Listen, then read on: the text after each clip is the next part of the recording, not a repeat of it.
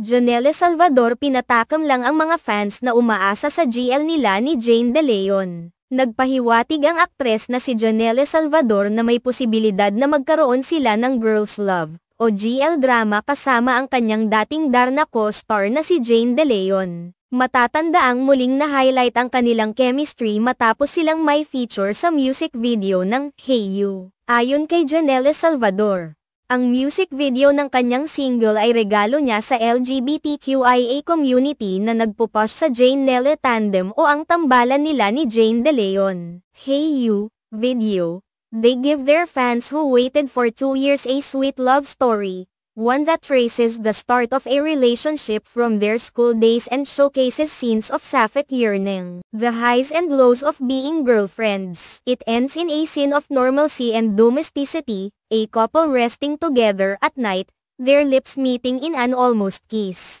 The video concludes with the message, "Love is love, regardless of who it finds."